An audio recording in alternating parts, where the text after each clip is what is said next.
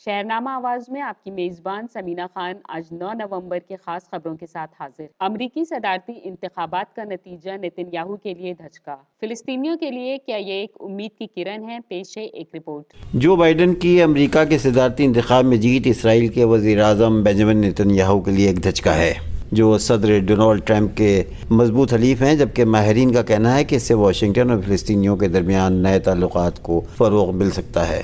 لیکن آزاد مبصرین کا کہنا ہے کہ امریکی پالیسی ہمیشہ فلسطینیوں کے خلاف رہی ہے اور یہ بھی اسی پر عمل پیرا ہوں گے۔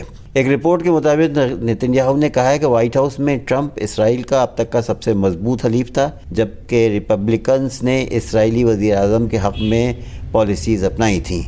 نیتن یاہو نے اتوار کو ٹویٹر پر اسرائیل کے مفادات کو آگے بڑھانے والے ٹرمپ کے اقدامات کا شکریہ ادا کرنے سے قبل جو بائیڈن اور نائب صدر کے لیے منتخب کملا ہیرس کو مبارکباد پیش کی ہے۔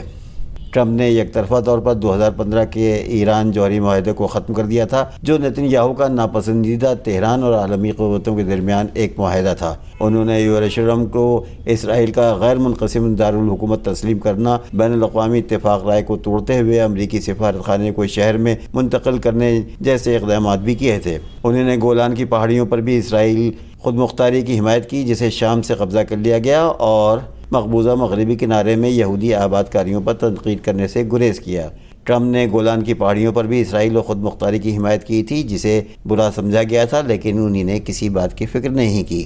ممبئی ہائی کورٹ نے پیر کو ریپبلک ٹی وی کے chief editor in chief Arnab Goswami کی خودکشی کے معاملے میں 2018 میں ہونے والی ضمانت میں ضمانت کے لیے درخواست مسترد کر دی ہے۔ ہائی کورٹ نے گوسوامی کی درخواست پر ہفتہ کے روز اپنا حکم محفوظ کر لیا تھا۔ گوسوامی اور دو دیگر افراد فیروز شیخ اور نتیش کو علی باغ پولیس نے 4 نومبر کو انٹیریئر ڈیزائنر انوے نائک اور اس کی والدہ کے خودکشی کے الزام میں 2018 کے دوران گرفتار کر لیا تھا۔ ملزم کے ذریعے واجبات کی عدم ادائیگی کے سبب انہوں نے خودکشی کی تھی۔ ممبئی میں ان کی رہائش گاہ سے گرفتاری کے بعد گوسوامی کو علی باغ لے جایا گیا، جہاں چیف جوڈیشل مجسٹریٹ نے ان کو اور دو دیگر افراد کو 18 نومبر تک عدالتی تحویل میں بھیج دیا ہے۔ اتوار کے روز انہوں نے مہاراشٹر کے ضلع رائے گڑھ ضلع کی تلوجہ جیل منتقل کر دیا گیا تھا۔ پولیس کے مطابق گوسوامی کو عدالتی تحویل میں رہتے ہوئے مبینہ طور پر موبائل فون استعمال کرتے ہوئے پائے جانے کے بعد تلوجہ جیل منتقل کیا گیا تھا۔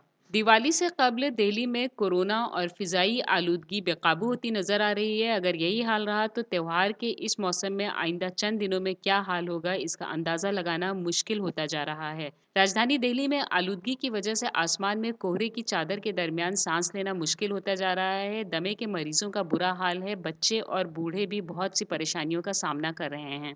اس درمیان کورونا بے قابو ہونے کی پیش نظر عام لوگوں کو سڑکوں پر ماسک کے بغیر دیکھا جا سکتا ہے۔ لوگ دھوئیں کے ساتھ آنکھوں میں جلن کی شکایت کر رہے ہیں۔ دہلی کے مصروف ترین چوراہوں میں سے ایک آئی ٹی او پر پیر کی صبح ایئر کوالٹی انڈیکس AQI 472 یعنی کہ سنگین زمرے کے آنند وہار میں 484 سے ناپا گیا۔ وزیر پور میں 468 اور اوکھلا میں یہ 465 رہا۔ ان سبھی جگہوں پر AQI سنگین زمرے میں ہے۔ ایئر کوالٹی کے مطابق AQI کو 0 سے 50 کے درمیان اچھا، 51 سے 100 کے درمیان اطمینان بخش، 101 اور 200 کے درمیان درمیانہ، 201 اور 300 کے درمیان خراب اور 301 اور 400 کے درمیان نہایت خراب، جبکہ 401 سے 500 کے درمیان سنگین سمجھا جاتا ہے۔ دوسری طرف حکومت کی جانب سے رات گئے جاری کردہ اعداد و شمار کے مطابق کورونا وائرس کے ریکارڈ 7745 نئے معاملات سامنے آئے ہیں اور 77 مریضوں کی جان گئی ہے۔ راجدھانی میں اتوار کے اعداد و شمار میں مثبت شرح 51.26% رہی، جبکہ فعال معاملات بڑھ کر 41,857 ہو گئے ہیں۔ دہلی میں گزشتہ 24 گھنٹوں میں 50,754 نمونوں کی جانچ کی گئی۔ اس دوران 6,059 مریض صحت یاب ہوئے۔ دہلی میں بازیابی کی شرح 88.86 ہے۔ یہاں متاثرین افراد کی مجموعی تعداد 4,38,529 ہے، جبکہ صحت یاب ہونے والے افراد کی تعداد 3,89,683 ہے۔ کل مریضوں میں فعال کیسز کی تعداد 9.56% تک پہنچ گئی ہے، جبکہ اموات کی شرح 1.59% ہے۔ اس وبا کی وجہ سے دارالحکومت میں اب تک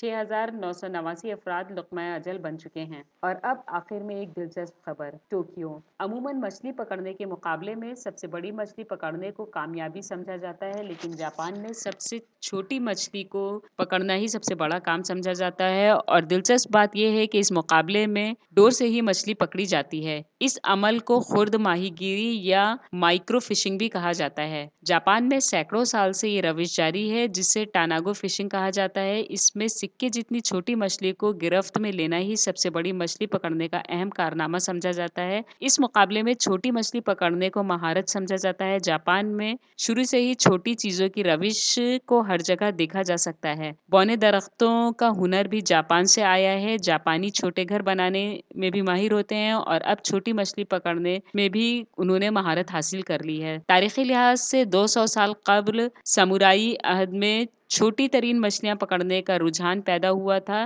لفظ ٹاناگو کا مطلب ہے میٹھے پانی کی ایک بہت ہی چھوٹی مچھلی، کیونکہ ایسی مچھلیاں مشکل سے 15 سینٹی میٹر تک ہی بڑھتی ہیں اور ان کی کوئی وقت نہیں ہوتی ہے۔ اب ایسے ماہی گیر بھی ہیں جو چھوٹی مچھلی پکڑنے کے استاد ہو گئے ہیں۔ سامعین، امید ہے کہ آپ کو ہماری آج کی یہ پیشکش پسند آئی ہوگی۔ آپ سے بس چھوٹی سی گزارش ہے کہ ہمارے اس پروگرام کو لائک، شیئر اور سبسکرائب ضرور کریں، ساتھ ہی بیل آئیکن دبانا نہ بھولیں، جس سے اپلوڈ ہونے والی ویڈیو آپ تک فوراً پہنچ سکے۔ بے حد شکریہ۔